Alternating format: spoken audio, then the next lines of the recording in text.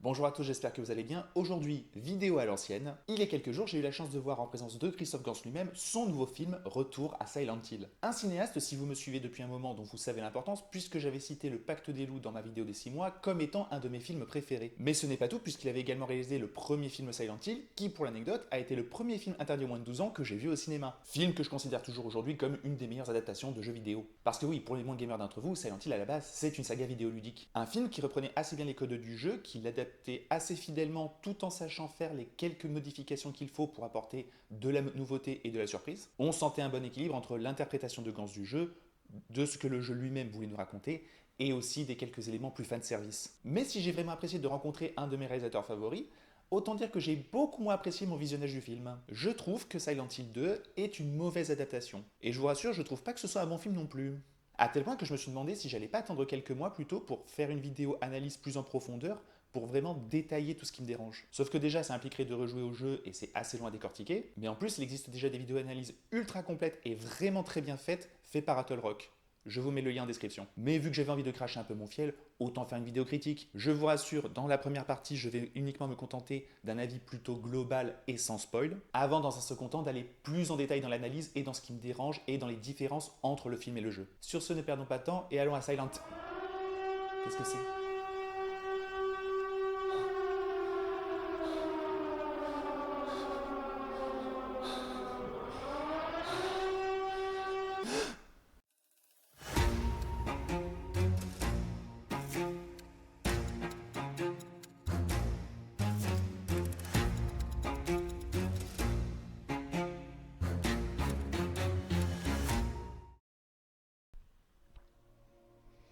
Bon, parlons de Retour à Silent Hill. Retour à Silent Hill parle de l'histoire du peintre James Sunderland qui reçoit une mystérieuse lettre de son ex, Mary. Une lettre lui demandant de venir la chercher à Silent Hill. Durant 1h40, James va alors arpenter les rues de la ville à la recherche de sa femme, rencontrant au passage des individus douteux et des monstres pas très ragoûtants, ce qui pourrait le mener à découvrir des secrets enfouis il y a bien longtemps. Là où le film a fait très fort, c'est que dès la première minute, il a réussi à m'énerver. Au début du film, on retrouve James en train de rouler à toute vitesse sur une route de montagne, et à deux doigts d'avoir un accident, va rencontrer sur une aire d'autoroute Marie. Et la première chose qui me saute aux yeux, c'est la photo du film qui est beaucoup trop colorée. Sérieux, je me suis cru dans Twilight. Ce qui est pas aidé par toute la scène de rencontre entre James et Marie qui est extrêmement cheesy pour montrer le début de leur amour. C'est sûr que ça change de l'introduction du jeu qui se passe directement dans les toilettes absolument dégueulasses de la même aire de repos. Et puis surtout, c'est étonnant de mettre autant en avant Marie quand dans le jeu, elle n'est qu'une présence. Mais bon, je fais avec parce que je me dis que peut-être la volonté de Gans et des scénaristes, c'est de faire en sorte qu'on ait déjà une accroche émotionnelle avec Marie pour comprendre pourquoi James veut absolument la retrouver à Silent Hill. Le jeu y arrivait très bien sans, mais après tout, pourquoi pas? Dans le jeu, on est actif, donc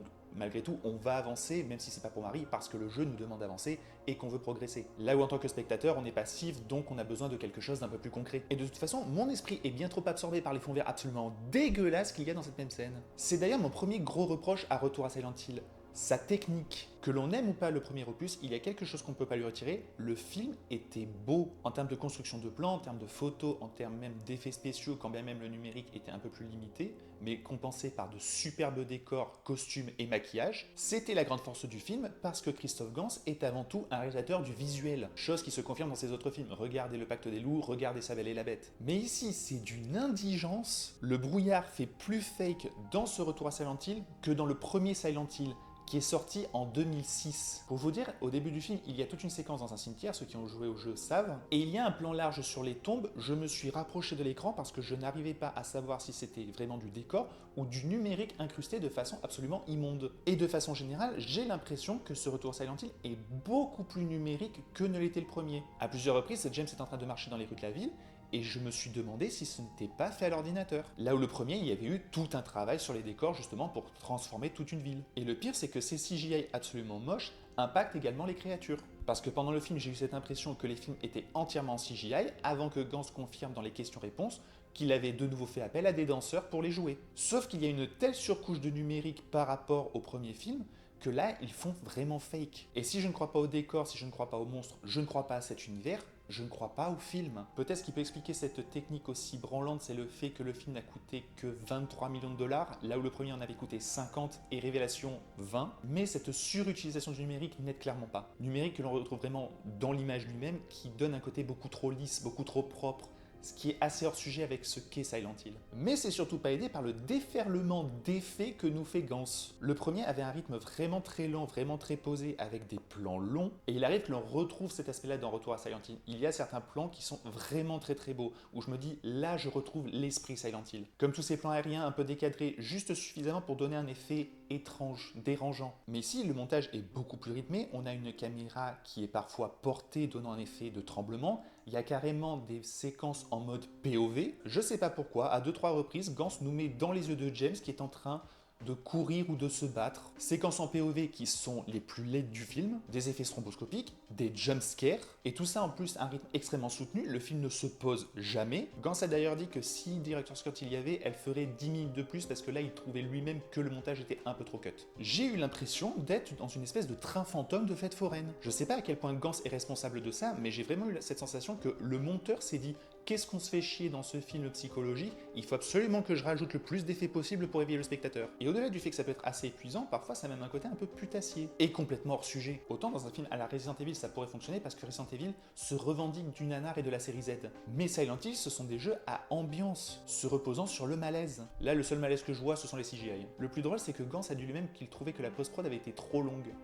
Eh ben je sais pas ce que c'est s'il avait été plus courte. Et c'est vraiment dommage parce que les quelques bonnes idées sont souvent gâchées dans la seconde. Pense à la toute première transformation de la ville, qui est un travelling circulaire autour de James, où on va voir justement la ville se transformer peu à peu, et puis d'un seul coup, paf, il se met à courir, mode POV entre les ennemis. Après je me plains des CGI, mais il faut voir la gueule des costumes aussi. Je pense notamment à Maria avec sa perruque, on dirait un cosplay. Et forcément, avec un rythme aussi effréné, ben ça laisse pas vraiment le temps pour développer les personnages et se concentrer sur ce qui est le cœur de Silent Hill, et surtout de Silent Hill 2, l'histoire et les thématiques. Je vous disais que le film démarrait par la rencontre entre James et Mary, et que j'étais prêt à accepter cette séquence parce que ça introduisait leur relation, et qu'après c'était fini.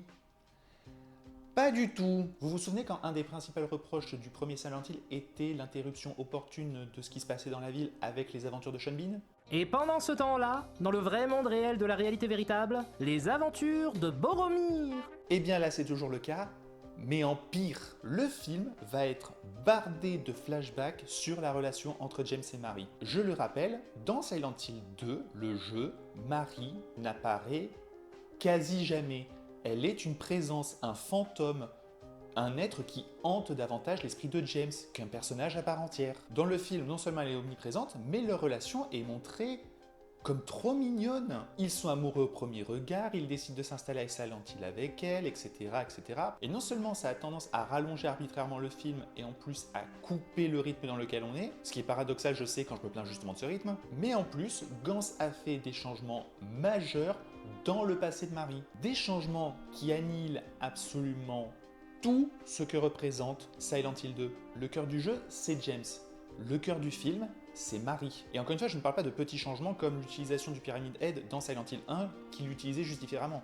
Je parle vraiment de changements qui font que l'on a un propos complètement différent. Pire que ça, parce que dans les dernières minutes du film, il essaye de se raccrocher aux branches et de boucler la boucle, mais par les modifications opérées, ça colle juste plus. Son contexte est beaucoup trop rushé. On va enchaîner 3 ou 4 révélations, plus la grosse phase d'émotion, mais ça va tellement vite et on n'a tellement pas eu d'attache aux personnages, tant ils ont perdu en substance, qu'on ne ressent rien. Parmi les autres changements, ils ont aussi changé les origines de la ville. Dans le 1, on nous disait qu'il y avait eu un problème avec la mine, ce qui était la cause des cendres et du brouillard. Et ce, il y a des décennies. Là, on nous parle d'incendie, de débordement d'eau, d'infection, je sais pas où est-ce qu'ils vont avec ça. Ce qui fait qu'on se demande si ce retour à Silent Hill est une suite du Silent Hill ou si c'est un film à part. On a un respect global du cheminement de James dans le jeu. On va passer par les immeubles, on va passer par l'hôpital, on va passer par le Lakeview Hotel, mais on se retrouve avec un film qui, pour moi, est vidé de toute sa substance. Les thématiques sont moins riches, elles sont moins complexes, les personnages ont grandement perdu en subtilité. James, au début du film,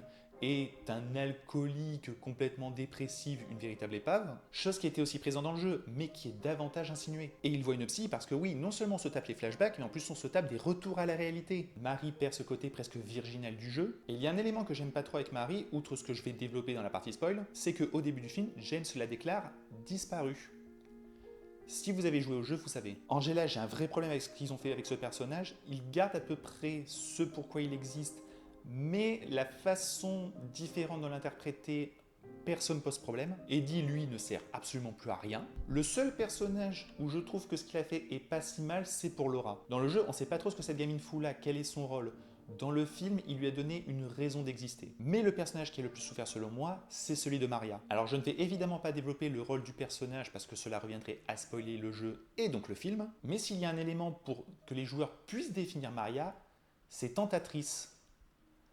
Chose qu'elle n'est absolument pas dans ce film. Maria, et le film en général, a perdu toute sa dimension sexuelle. Et ce à tous les étages, dans le comportement de Maria, dans certaines séquences cultes, et même encore une fois par les changements opérés par le scénario, qui suppriment ces éléments. Un exemple qui ne représente pas un spoil, à un moment donné, James va dans le fameux Evans Night, bar à striptease dans lequel est censé travailler Maria justement. Et bien dans le film, c'est plus un bar lounge. Donc étant fan de l'univers de Silent Hill et étant fan de Silent Hill 2, voir ces personnages réduits à leur plus simple archétype, bah, encore une fois, ça m'énerve. D'autant plus qu'ils ne sont pas aidés par un cast qui est assez moyen. La direction d'acteur n'a jamais été un point fort de Gans, mais pour des personnages aussi complexes, il aurait peut-être fallu faire un effort. Jeremy Irvine, qui joue James Sunderland, a l'air paumé et en même temps il n'a pas grand chose à jouer. Et Anna Anderson, je suis désolé, elle est censée jouer plusieurs personnages, elle n'a pas les épaules pour ça. Faut dire aussi qu'ils ne sont pas vraiment aidés par les dialogues qui perdent tellement comparé au jeu. Il y avait tout un travail sur les non-dits, sur les mots utilisés ou qui ne sont pas utilisés, de la façon dont ils sont utilisés, une espèce de faux jeu dans les acteurs. C'est très compliqué à expliquer, mais ceux qui ont joué voient de quoi je parle. Tous ces changements opérés, on s'aperçoit en discutant avec Gans en fait que ça vient de sa vision du jeu,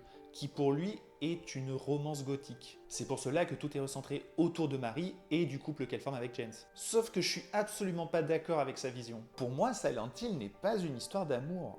C'est une histoire de trauma, des personnages qui ont vécu des événements difficiles, qui sont attirés par cette ville, et qui vont soit réussir à surmonter leurs épreuves, ou au contraire, à y sombrer. Après, là, c'est une interprétation plus subjective, et c'est vrai que l'intérêt de Silent Hill, c'est justement que les gens puissent y projeter un peu ce qu'ils veulent. Mais déjà, de 1, ça peut expliquer mon appréciation sur le film, et 2, quand bien même c'est une vision différente, je trouve pas, encore une fois, qu'elle se tient. Je trouve qu'elle contredit trop les éléments qui sont dans Silent Hill 2. Sans compter que de toute façon, l'histoire est mal racontée et pas très bien jouée. Donc, en termes de technique, c'est pas ouf. En termes d'histoire, c'est pas ouf. On peut au moins se rattacher au monstre. Même pas. Je les trouve franchement mal utilisés ou sous-utilisés. Gans avait dit que sa plus grande peur avec ce nouvel opus était de refaire ce qu'il avait déjà fait dans le premier. Et ça se sent tant il a voulu aller à l'opposé parfois. Le premier était plus posé, là on a un rythme beaucoup plus frénétique. Mais dans l'utilisation des monstres, ça a plutôt tendance à se retourner contre lui parce que on a l'impression que vu qu'il les a déjà utilisés dans le 1, il veut pas trop s'attarder sur eux et donc parfois ils apparaissent 2-3 minutes. Je pense notamment aux infirmières qui ont une séquence beaucoup moins intéressante que dans le 1 et j'aime moins leur design. Mais si pour la majorité des créatures ça peut fonctionner, pour Pyramid Head, là ça pose un énorme problème. Pyramid Head est un élément central de Silent Hill 2 et il doit apparaître à tout péter 5 minutes dans le film, ce qui fait que lorsque l'on arrive à la fin avec la fameuse phase de grande révélation, ben ça n'a pas d'impact. Il a même essayé pour compenser de modifier certains designs ou d'apporter de nouvelles créatures, je pense une espèce de femme araignée. Le problème c'est que ça m'a plutôt fait penser à la séquence finale de Silent Hill Révélation. Et c'est pas un compliment. Et pour le design modifié, je pense notamment à l'Abstract Daddy qui est une des créatures les plus dégueulasses que j'en ai vues dans l'histoire du jeu vidéo. Et ici, les changements opérés sont cohérents avec l'histoire qu'il veut nous dépeindre. Mais encore une fois, je trouve que ça marche moins. Il y a de nouveau cette perte de subtilité qui fait que je trouve qu'il a un côté beaucoup moins dérangeant de ce qu'il est. Donc non, j'ai vraiment pas aimé ce retour à Silent Hill. Je trouve qu'il n'a pas grand chose pour lui. Il a quelques plans, mais rien de plus. D'un point de vue technique, je trouve que c'est raté. D'un point de vue effet, je trouve que c'est frénétique et fatigant. En termes d'écriture, je trouve que c'est à côté de ses pompes. Et en même temps, en sortant de la salle, je me suis retrouvé face à un petit paradoxe. Certaines des critiques que je fais sont les raisons pour lesquelles j'ai pu aimer Gans pour d'autres films. Le côté trop riche en effets, mélange des genres et des références, c'est quelque chose qu'il faisait dans le Pacte des Loups. Les modifications apportées au scénario, comme je le disais, c'est parce qu'il a voulu adapter sa vision de Silent Hill 2. Donc un réal qui met en scène un projet personnel et qui fait ce pourquoi je l'aime, pourquoi le critiquer? Sauf qu'encore une fois, sa vision, je suis absolument pas d'accord avec elle. Et pour la multiplication des effets, autant dans un film original comme Le Pacte des Loups, j'y vois aucun problème, autant dans un film comme Silent Hill, il y a certains codes à respecter et je trouve pas qu'ils le sont. Après, encore une fois, je me pose la question de à quel point c'est vraiment son film. Certes, il a écrit le scénario, mais on voit qu'ils sont trop génériques, donc est-ce qu'il y a eu des réécritures? Le film était prêt début 2024, mais n'est sorti que début 2025, donc est-ce qu'il y a eu des reshoots? Est-ce qu'il y a eu des modifications? Le côté flashback, l'utilisation de la voix off aussi, est-ce que c'est vraiment de lui? Dans tous les cas, je trouve le film raté, c'est une déception, et pour l'instant il est dans mon flop. Et si je veux être un peu plus clair, il est temps de passer dans la partie spoil, alors je vous préviens, à partir de maintenant, on va révéler absolument tout du film et du jeu. Mon premier gros problème, le retour de l'ordre. Le culte présent dans le premier et troisième jeu et donc dans le premier film est Révélation. sont présents. Je vous disais que le film était bardé de flashbacks pour raconter la relation entre James et Marie. Eh bien, figurez-vous qu'on découvre que non seulement Marie est membre du culte, mais elle est la fille de leur chef et descendant du fondateur au passage. Je ne comprends pas ce qu'ils foutent là. Déjà, leur représentation n'a absolument plus rien à voir avec celle que l'on avait dans le premier film. Là, vraiment, dans leur comportement et dans leur design, j'ai vraiment plus eu l'impression de me retrouver dans American Horror Story. Mais surtout, c'est ce changement-là qui va influencer absolument tout le reste. Déjà, je rappelle que dans le jeu, Marie est associée à une figure virginale. De par ses vêtements, etc., elle symbolise un peu une notion de pureté, tout du moins au début du jeu. Donc la transformer en fille prodigue d'une secte, c'est pas la meilleure des idées. Enfin plutôt une victime qui régulièrement suit un rituel où elle boit une espèce de poison qui la fait transpirer du sang et les cultistes prennent son sang sur son corps et le bouffent. Je comprends même pas ce qu'ils font. Et au tout début du film, lorsque James la rencontre, elle s'apprêtait à partir. Ce qui rend sa décision de le ramener à Silent Hill complètement débile. La fille fuit une secte et juste parce qu'elle croise ses beaux yeux, elle décide de rester. Même après, elle avait une bonne excuse, sa valise était cassée. Mais ça nous mène à la plus grosse débilité du scénario. Lorsque James apprend qu'elle est membre d'un culte, il la quitte. Même pas il essaye de comprendre, même pas il essaye de l'aider à s'enfuir. Non, non, il la quitte et la laisse où elle est. Ce qui mène à notre problème.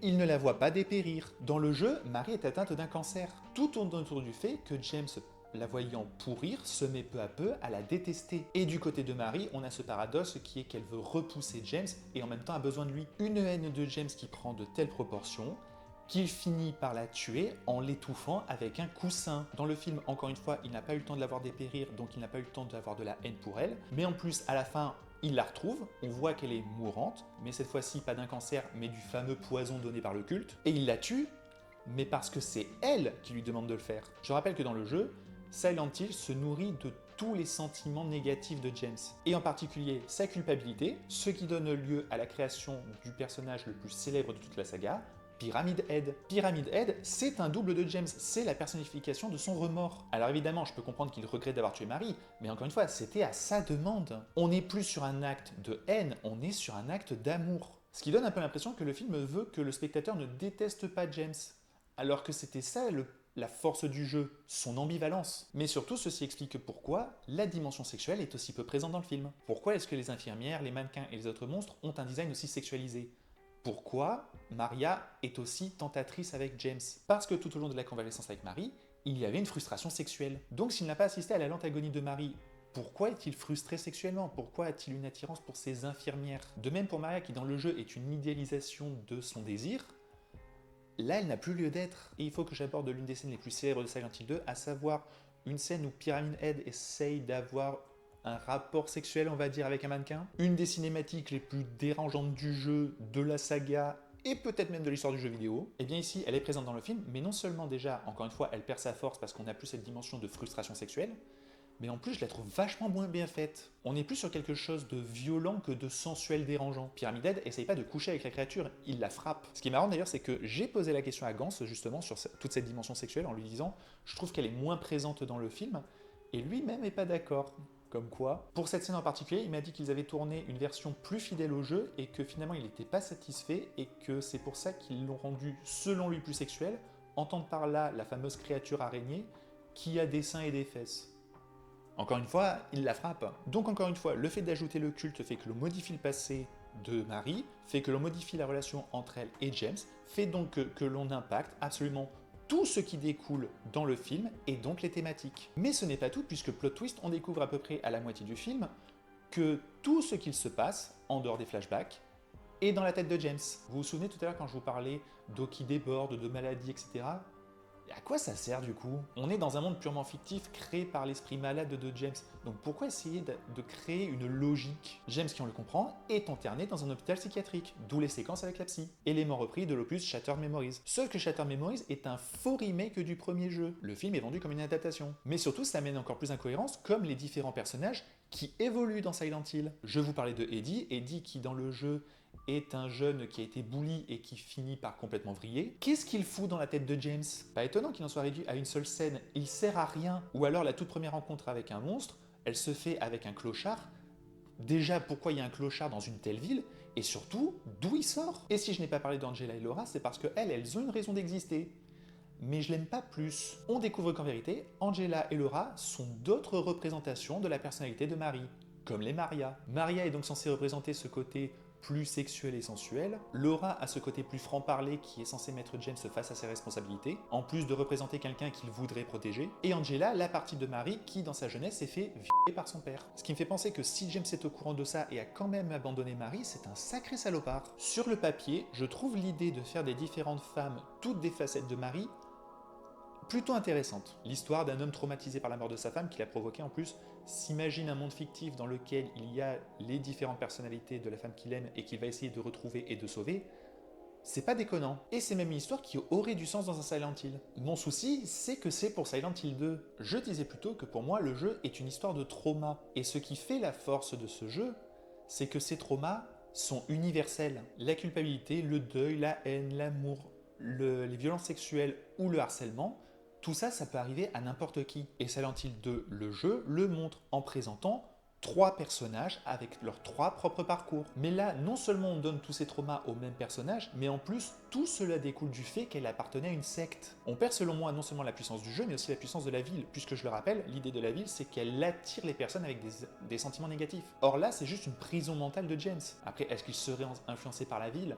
Ça colle pas trop avec ce qu'on a eu dans les autres films. Et c'est là pour moi le point majeur qui fait que les personnages perdent leur substance et leur dimension. Angela, dans le jeu, est un personnage tragique. Non seulement violée à de multiples reprises par son père et par son frère, mais en plus en quête de sa mère dont elle va comprendre à la fin qu'elle était au courant et qu'elle acceptait la situation. Ça ne rend bien évidemment pas moins affreux tout ce qui arrive à Marie. Mais ce qui fait que Silent Hill 2 a autant marqué et est toujours considéré aujourd'hui comme un chef-d'œuvre, au-delà de l'écriture absolument incroyable, c'est justement cela peut vous arriver, cela peut arriver à votre voisin. En réintroduisant l'ordre dans son film, Gans a perturber le parfait équilibre du jeu. C'est pour ça que j'ai du mal à croire que le film soit 100% de Gans, parce que c'est difficile de croire qu'un fan du jeu puisse à ce point lisser tout son propos, d'autant plus avec sa fin. Fin qui reprend ma préférée du jeu dans lequel James va se jeter dans le lac et se suicider, mais qui se termine par un épilogue dans lequel il va revivre sa rencontre avec Marie et va l'emmener loin de Silent Hill. Alors est-ce qu'il faut y voir un espoir comme quoi il va vivre dans un doux mensonge coucou clair-obscur, ou au contraire qu'il finira par revenir à Silent Hill parce qu'il est prisonnier de cette boucle? C'est quand même plutôt positif comme fin. Après, pour sa défense, c'est Konami, le studio à l'origine des jeux, qui aurait demandé eux-mêmes à ce qu'il ajoute une fin différente. Ce qui, une fois de plus, se fait poser la question, à quel point ce film est de Gans? Voilà, c'est tout pour cette vidéo, j'espère qu'elle vous a plu. N'oubliez pas de liker, de partager et de commenter. On se retrouve très prochainement pour une autre vidéo. En attendant, n'oubliez pas d'être curieux. Allez au cinéma, regardez des films. Bye.